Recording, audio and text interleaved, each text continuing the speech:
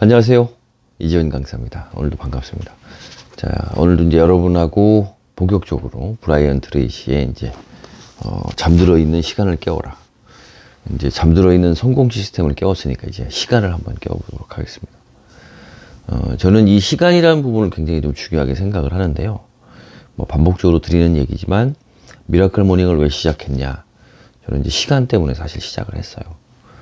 그래서 어떻게 됐든 기존에 제가 제 생활을 하면서 무언가 저한테 제 자신에게 투자할 수 있는 시간 또는 제 삶, 어차피 뭐 제 자신이 삶이니까 제 삶에 투자할 수 있는 시간을 어떻게 만들 것인가에 대한 집중을 했고, 그 과정에서 실질적으로 주어진 것만, 그러니까 자기주도라는 생각을 좀 더 강하게 해본 거죠. 그러니까 주어진 시간, 남이 나한테 준 시간, 실질적으로 내가 나한테 준 시간인 거죠. 왜냐하면 그때 일어났고, 뭐 늦게 일어나서 어떻게 됐든 버르작 일을 했으니까. 그런데 그 부분들을 자기주도라는 생각을 가지고 바꾸면서 전체적으로 아울러 보니 그런 것들을 모두 누가 주도하는 것은 여러분이라는 거죠. 여러분 마음이에요. 그래서 여러분이 주도를 해서 하루를 여러분이 사는 것이고, 그런 과정에서 실질적으로 하다 보니까 시간이라는 것을 만들어야 되겠다. 맨날 주어지는 시간만 가지고 내가 아웅다웅 할 게 아니라 없는 시간을 만들어야지 라는 생각으로 전환이 되니까, 새벽에 일어나는 거 좋은 거, 시간 만드는 거 좋은 거 모르는 사람이 있었을까요? 그런데 어떻게 제가 이제 많이 느꼈다는 거죠. 그래서 그런 부분으로 하루 의미 있게 좀 막 시작을 하고 있는 거고, 그런 과정에서 이 미라클 모닝, 이 시간이 저한테 가져다 준 건 굉장히 커요. 일단 뭐 저는 나이가 있어서 노안이 많이 와서, 특히 이제 아침 같은 경우는 그래도 좀 이게 확실히 밤보다는 밝아요, 눈이. 근데 어떻게든 좀 아무래도 새벽에 좀 심심하죠. 그래서 여러분들 좀 이해 좀 해주시고, 자, 오늘 일단 책부터 한번 읽어 가봅시다. 또 계속 하면서 이야기는 또 더 드릴게요. 상응의 법칙이 첫 페이지에 19페이지에 이렇게 나와요. 상응의 법칙에서는 외적인 삶이 내적인 삶을 투영하는 경향이 있다고 본다. 내가 모든 곳에 내가 있고, 내가 보는 모든 곳에 투사된 나 자신을 본다. 나는 이 세상을 있는 그대로 보지 않고 마음의 눈으로 본다. 내 주변에서 일어나는 인간관계나 결과물, 보상 등을 바꾸고 싶다면 내면에서 진행되고 있는 것부터 바꿔야 한다. 다행스럽게도 이것은 삶에서 유일하게 나만이 완벽하게 통제할 수 있는 부분이다. 아주 좋은 얘기 나오죠. 밑줄 쳤어요. 이것은 삶에서 유일하게 나만이 완벽하게 그러니까 여러분 마음, 그러니까 여러분의 내면, 여러분 잠재의식이라고 하는 것은 전 우주를 통틀어, 이 세상뿐만이 아니에요. 전 우주를 통틀어 여러분이 완벽하게 통제할 수 있는 유일한 거예요. 여러분 가족 마음도 여러분을 완벽하게 통제를 못 하거든요. 그러니까 여러분 자신이 완벽하게 통제할 수 있는 게 여러분 자신이다. 그 부분을 한번 좀 깨닫고, 오늘은 뭐 이런 화두 한번 이렇게 좀 생각해 보셨으면 좋을 것 같아요. 자, 성공의 출발점, 그러면서 이제 이야기가 탁월한 시간 관리는 하고자 하는 욕구에서 출발한다. 하고자 하는 욕구는 역시 뭐 동기죠. 동기고요. 자신의 시간 관리법이 앞으로 더 나아질 거라고 믿는다. 중요한 업무에 초점을 맞추고 더 나은 우선순위를 정하고 미루는 습관을 극복해서 시간 관리를 훌륭히 하고자 매번 결심한다. 하지만 안타깝게도 지옥으로 향하는 길이 늘 매력적인 법이다. 맞아요. 일단은 어떻게 됐든 안 좋은 쪽으로 가는 길이 화려하고, 그러니까 여러분 마음이 이렇게 느끼는 거죠. 마음이, 여러분 몸이 그렇게 느끼는 거예요. 어떻게? 그게 편안하죠. 그냥 아무것도 안 하고 쉬는 게 편안한 거고, 편안하게 밥을 챙겨서 먹는 게 편안한 거고, 움직이지 않으면. 그런데 그 결과에 대해서는 우리가 장담을 못 하는 거죠. 동기부여의 핵심은 동기다. 맞습니다. 이건 별표를 제가 쳤는데, 한번 뒤에 읽고 시작하기 전에 잠깐만 이야기를 드리겠습니다. 시간의 힘을 개발하려는 욕구가 가득 차게 하려면 그것으로 누릴 수 있는 혜택과 이득 등의 강력한 동기가 있어야 한다. 그러니 익숙한 기존 방식을 버리고 타성을 극복할 만큼 열렬히 성과를 원해야 한다. 책에서 제시하는 방법을 실천하면 다음 4가지 혜택을 얻을 수 있다. 이분의 잠들어 있는 시간을 깨워라라는 책에서 하면 이런 효과가 얻어진대요. 자, 매일 추가적으로 2시간이 더 확보된다. 이거 엄청난 거죠. 지금 제가 이제 미라클 모닝을 하는 이유도 그거예요. 제 시간을 만들기 위해서 하는 거거든요. 근데 매일 2시간이 확보된다. 그러면 설명을 하고 있어요. 자, 매일 2시간씩 5일이면 10시간이다. 1년은 50주이므로 10시간에 50주를 곱하면 무려 500시간이 더 생긴다. 한 주의 노동 시간을 40시간으로 계산했을 때 500시간이면 12주가 넘는데 이것은 매년 3달이나 되는 생산적인 시간이 추가적으로 생긴다는 의미입니다. 엄청난 거죠. 엄청난 거죠. 대단한 겁니다. 그 다음에 성과와 생산성이 계산된다. 일단은 어떻게 됐든 시간 관리를 함으로써 생산성이 계산된다. 여기 나오네요. 추가적으로 생긴 2시간으로 생산성이 향상되면 그 다음에 성과와 소득은 최소 25% 정도 증가할 것이다. 매일 회사에서 보내는 업무 시간의 8시간이라고 했을 때 업무 시간을 2시간이면 전체 업무 시간의 25%에 해당한다. 최소한 그만큼 생산성도 증대될 것이다. 오늘 내가 올린 수입은 오늘 나의 생산성의 결과다. 맞아요. 내가 생산성을 25% 이상 증가시킨다는 것은 당연히 소득도 그만큼 증가한다는 뜻이다. 그렇죠. 지금 당장 증가된 생산성의 보상을 받지 못한다 해도 언젠가는 반드시 보상의 대가로 받을 것이다. 그러니까 여러분 스스로 시간 관리를 한다라는 건 이 말처럼 생산성을 향상시키는 거예요. 여러분이 같은 시간을 투자를 해서 가치 있는 콘텐츠, 의미 있는 것들을 많이 만들어낸다는 거죠. 그게 대략 어떻게 25%, 2시간을, 하루 2시간을 확보를 하면 25%를 만들어낼 수 있다. 제가 하루에 4시간을 확보를 했으니까 그럼 50%가 되려나요? 하여간 여하튼 그런 어떤 혜택이 있다. 그 다음에 통제력이 증가한다. 통제력이 증가한다. 맞습니다. 시간을 관리를 하니까 통제력이 증가한다. 내 삶의 주인은 나라는 사실을 새삼 깨닫게 된다. 내가 통제할 수 있는 것. 더욱 강력한 내적 통제의 중심을 개발하는 방법 중 하나는 자신의 시간과 인생을 관리하는 것이다. 자, 이제 시간을 관리한다라고 이야기하지만 더 크게 보면 여러분 인생을 관리하는 거예요. 시간 관리를 할 줄 아는 사람이 인생도 관리하는 거죠. 인생 관리만 한다? 글쎄요. 인생 관리만 하고 시간 관리는 안 한다? 그거는 뭐 있을 수 없겠죠, 당연히. 그래서 여러분 시간과 인생을 관리하는 사람이 결국엔 성공한다. 그 다음에 가족에게 더 많은 시간 할애. 그러니까 뭐 이건 꼭 가족이 아니더라도 자신이 원하는 것, 자신이 소중한 것을 위해서 더 많은 시간을 보낼 수 있다. 이런 4가지 혜택이 있다는 거죠. 그래서 이런 것들을 하면서 반복적으로 느끼는 것이 뭐냐 하면 동기부여 중에서 동기가 핵심인데 자꾸 부여만 하시는 분들이 있어요. 뭘 그렇게 자꾸 부여를 해요. 여러분들이 자꾸 무엇인가를 자꾸 부여를 하시는 분들이 있다. 그래서 무엇인가 자꾸 이 동기부여라는 건 그런 개념이에요. 그러니까 실질적으로 어떤 무엇이 나타나서 이게 아니라 실질적으로 여러분이 해야 되는 동기를 분명하게 만들고 부여하는 게 아니라 그 뒤에 바로 따라붙는 게 뭐냐면 실행이란 말이에요. 행동, 액션, 실행. 동기부여하고 실행은 같은 거예요. 그런데 매일 동기부여만 하시는 분들이 있죠. 그래서 동기부여로 끝나는 거예요. 동기부여로 시작해서 동기부여로. 동기가 굉장히 중요한 건 맞는데 결과적으로는 실행을 하지 않고 보내는 거죠. 그래서 시간 관리라고 하는 거에 내포된 의미는 실행이에요. 실행. 그죠? 시간 관리라고 하는 걸 왜 해요? 그렇죠. 하려고 하는 거죠. 하려고. 액션. 여러분이 직접적으로 하려는 마음하고 한 거하고는 틀린 거거든요. 그래서 일단은 어떻게 됐든 마음을 먹으셨으면 그 얘기도 한번 해볼까요? 특히 마음을 먹고 실행을 하려고 하는데 여러분이 내일부터 한다라고 하는 분들 되게 많아요. 네, 내일부터. 물론 아침이 미라클 모닝 같은 경우는 아침이 내일 오니까 내일부터 하는 게 당연히 맞겠지만 자꾸 뭐 내일부터 하신다는 분이 많은데 그 부분이 아까 동기부여만 주라고 하는 거예요. 그러니까 여러분이 마음을 먹었으면 바로 실행하세요. 뭐 내일까지 미룹니까? 평생 해야 될 건데. 그래서 여러분들 그런 생각 좀 한번 가져보시고 22페이지 읽어볼게요. 시간의 힘을 가로막는 정신적 장애물 3가지. 시간이 굉장히 힘이 있는데 이걸 막는 거래요.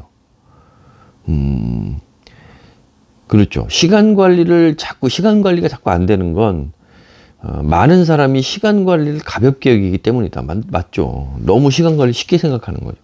뭐 나는 맘만 먹으면 시간 관리를 할 수 있다 이렇게 생각하는 것 같아요. 근데 제가 경험을 해본 바로는 시간 관리만큼 어려운 게 없다. 자, 믿으면 그 믿음은 자신의 세계를 자신을, 세계를, 인간관계를 특정한 방식으로 보게 한다. 믿음이라는 건 그렇죠. 믿음이 스스로의 생각과 행동에 영향을 미쳐 결국 현실이 되게 한다. 이건 맞아요. 그러니까 시간에 관련된 것도 그렇고 어떤 일에 어떤 목표를 뒀던 것에 대한 믿음, 이 믿음을 그러니까 믿음을 가져야만 어떤 이 실질적으로 이런 시간의 힘에 대해서도 확실한 믿음을 가져야만 그 믿음이 실질적으로 무언가를 만들어주기 시작을 해요. 그래서 믿지 않는다라는 거는 실질적으로 그만한 동력을 부여를 안 하는 거거든요.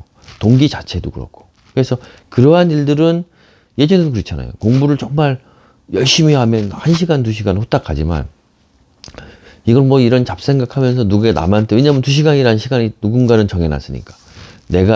나도 정해놨을 수도 있고, 그 다음에 타인이 정해놨을 수도 있고, 2시간 동안 공부를 해야 되는데, 실질적으로 그거에 대한 믿음이 없으니까 어떻게 돼요? 믿음이란 그런 거죠. 뭐 그냥 대충 시간 때우기 식으로. 그러면 결과는 뻔하겠죠. 그 다음에 그러한 장애물 중 첫 번째가 경직되고 유통성 없는 사고 걱정이다. 그러니까 괜한 걱정인 거예요, 괜한. 쉽게 얘기하면 이렇게 좀 깔끔하게 뭘 처리를 하면 냉정하고 계산적인 사람으로 비춰질 수도 있다. 아니면 그렇게 될 수도 있다라는 걱정을 한대요. 참 쓸데없는 걱정이죠. 자율성을 잃어버려 경직되고 융통성 없는 사람이 될 거라고 생각한다. 이거는 진짜 하나도 그냥 쓸데없는 이런 말도 안 되는 얘기 생각하지 마시고요. 핵심은 내가 할 수 있는 모든 것을 구조화하고 조직화하는 것이다. 시간 관리의 핵심은 미리 예측하고 우발적인 상황에 각각 대응책을 마련하여 특정한 일의 결과에 집중하라. 그러면 상황이 언제 어떻게 변하더라도 편안하고 자유로울 수 있다. 자신의 통제하에 있는 요소들을 더 잘 조직화할 수 있도록 자율성과 유연성이 높아져 변화에 훨씬 더 신속하게 대응할 수 있대요. 그러니까 이걸 장애물로 생각하지 말아라. 장애물 두 번째, 부정적인 생각의 습관화. 부정적인 생각도 여러분 잠재의식은 이 긍정적인 생각과 부정적인 생각을 이 구분을 못 한다고 했어요. 그러니까 부정적인 생각을 반복하면 여러분 어떻게 되냐면 부정적인 습관을 갖게 돼요. 그래서 이 부분 굉장히 안 좋은 거죠. 이런 유형의 가장 흔한 변명은 이것이 내 모습이야 또는 나는 늘 이래 왔어이다. 태어날 때부터 칠칠치 못하고 비조직적인 사람이 없듯이 태어날 때부터 단정하고 효율적인 사람도 없다. 시간 관리와 개인 효율성 기술은 훈련과 반복으로 스스로 배우고 개발해야 할 원리다. 맞죠? 장애물 세 번째, 이제 마지막이에요. 자기 제한 믿음. 부정적인 자아상, 즉, 자기 제한 믿음이 이제 정신적 장애물이래요. 그러니까, 여러분의 한계를 그러니까 예전에 어디선가 한계를 넘는 기술이라는 책도 있었는데, 여러분도 모르는 사이에 여러분 한계를 규정시켜 놓은 거예요. 그래서 규칙, 정함, 이런 학교의 규칙이나 공동적으로 관리해야 될 것은 따르는 게 맞아요. 하지만 여러분이 구태여 여러분 자신을 한계 지우지는 말았으면 좋겠어요. 여러분은, 제가 볼 땐 많은 걸 할 수 있거든요. 그래서 저 역시에 대한 변화고 저는 앞으로 더 가야 되지만, 솔직한 얘기로 저도 반성 많이 합니다. 그래서 계속 저도 반복적으로 지금도 반성하고 있고 저도 스스로도 개발하고 있지만 그러한 것들을 계속 해나갈 수 있는 힘, 그거는 한계를 두지 않는 거예요. 나를 제한하지 않는 거죠. 이제 자기 제한 믿음, 자기를 제한적으로 한계 지우는 믿음. 시간 관리에 여기 중요하다. 시간 관리에 관여하는 유전자나 염색체는 없어요. 여러분들이. 그런데 왜 자꾸 여러분을 제한하느냐는 얘기죠. 여러분의 능력을 왜 어디에 자꾸 가두냐는 얘기죠. 충분한 동기부여를 하라고 하면서 여기 얘기가 나와요. 30일 동안 시간을 효율적으로 쓰면 100만 달러를 주겠다. 이런 얘기를 하는데, 동기부여라는 거예요. 여러분들 시간 관리들 마찬가지고 자기 개발을 하는 데 있어서 가장 중요한 건 동기부여예요. 얼만큼 동기부여를 확실하게 해주느냐. 그런다면 그 동기부여에 대한 어떤 느낌을 아는 것이 굉장히 중요하거든요. 그래서 여러분은 여러분 스스로를 여러분이 제일 잘 알아요. 그러니까 여러분이 할 수 있는 동기를 확실하게 부여하고, 그렇다고 해서 너무 막 높은 거를 하면 진리죠. 그런데 가능성이 있는 동기 부여를 하고 소소하게 성취를 해나가는 것은 바람직하다. 그래서 그렇게 하셨으면 좋겠어요. 그다음에 선택의 자유라는 내용이 있으면서 잠재의식을 구조화하는 6가지의 기법에 대해서 이제 있는데, 오늘 좀 다 읽어보려고 하다가 2번까지 읽고 제가 이제 마무리를 했어요. 그래서 잠재의식을 구조화하는 6가지의 기법 그래서 나옵니다. 그래서 어떻게 구조화하느냐. 긍정적 자기 대화를 사용하라. 자, 첫 번째 기법은 긍정적 자기 대화 또는 긍정적 확언을 활용하는 것이다. 그러니까 여러분이 확언이라고 하는 게 여러분 내면에 있는 잠재의식하고 대화를 하는 거죠. 여러분 안에 잠재의식이라는 게 있다. 그러한 잠재의식을 어떻게 활용할 것이냐. 네.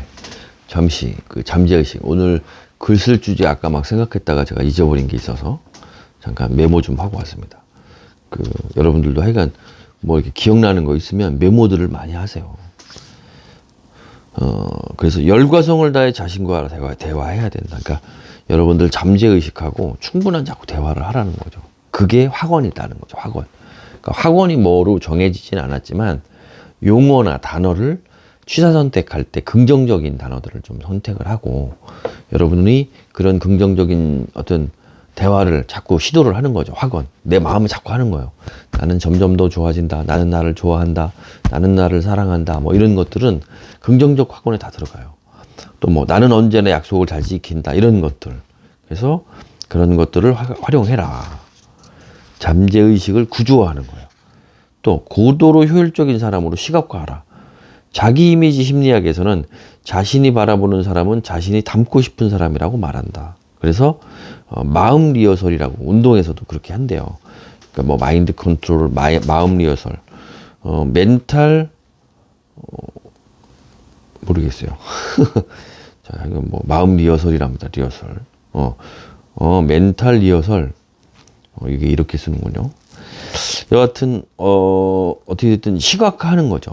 어떤 그려보는 것, 뭐 목표도 마찬가지고, 여러분이 실질적으로 잠재의식이라고 하는 존재에 대해서 그림을 한번 그려보는 거예요. 그래서 요 내용 일단 역할놀이를 하라 전까지만 한번 읽어보고 해볼게요. 운동 경기 훈련에서는 이 같은 방법을 마음 리허설이라고 한다. 실제로 육체적인 활동에서는 마음속에서 미리 그 행동을 해보는 예행 연습이 필요하다. 마음속으로 최선을 다해 업무를 수행하는 모습을 시각화하면 잠재의식의 그 명령들이 더욱 빨리 자리를 잡아 내 생각과 행동의 일부를 고착화할 수도 있다.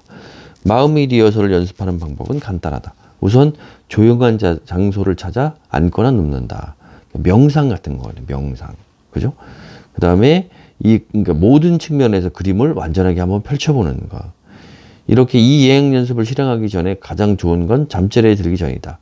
잠들기 전에 해야 할 마지막 일은 다음날 최선을 다하여 성과를 내는 자기 모습을 마음속에 그려보는 것이다.